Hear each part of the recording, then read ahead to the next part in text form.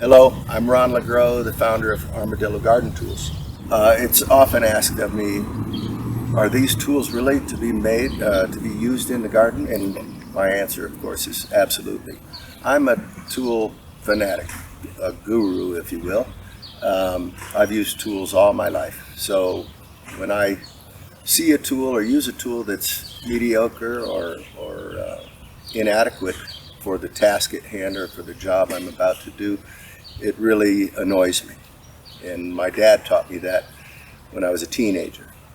Or I learned it, I should say, working with my dad. Whether we were changing the oil on a car or digging a new septic tank, I've used thousands of tools all my life. And through that, I've gained an aptitude, a mechanical aptitude to understand what is a person's physique when you hold a handle or grab a handle. And it's not just me. Is it a young girl? Am I in a wheelchair? Is it an older man? Am I restricted to a seat, a chair? Am I incapacitated? These are thoughts that go through my head as I design product. Exactly equal to that is how does it function in the soil, in the dirt? And what am I doing in the dirt? And where is that dirt? Am I on the beach? Is it sandy? Am I on a mountaintop? Is it a riverbed? Is it rocky? Is it muddy and marshy? Is it just filled with organic material? All these shapes that you'll see have come from that thought process. So what you're going to find is we have a large array of product available. We have tools. If you don't even have a garden, you may have a balcony on the 15th floor of some high-rise in Miami or in Barcelona or France, wherever. It doesn't matter. If you dig in the dirt, what I do as a designer and have done with Armadillo Garden Tools is I've gone through that thought process. So I take, all right, I'm in a clay pot and it's big and deep and that soil is really hard. How do I excavate that? And what I found on the market, if you go into any of the big box stores or hardware stores, I was immediately frustrated with the fact that there are no good tools to do that.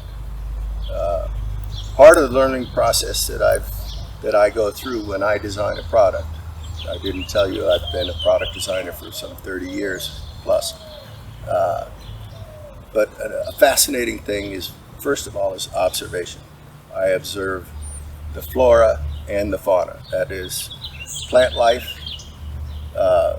living organisms that live on the earth, and animals or birds or fish, whatever. How does a fish move through the water? How does an armadillo dig in the soil? What shape is that claw? What's the curvature of a bird's wing? All these things are free questions that anybody that's observing can ask themselves. Most people don't. I do. That's my nature. So in asking those questions, I've come up with these very organic shapes. This fleur-de-lis, for example. So the lower mandible of a wild boar, if you look closely at that, on a wild boar, not a domestic pig, the lower teeth on that boar go straight out. Those incisors, I don't know what the name of those teeth are. I think they're incisors. But it's like a shovel, and that's exactly what this shape became. And then I want as much functionality out of every tool as I can possibly stretch. So these features here are not just decoration. That's a beautiful fleur-de-lis. But what it is, this allows me to work in several directions. I can work laterally. I can clean between the bricks. I can clean between grout joints. I'll show all these tools in soil.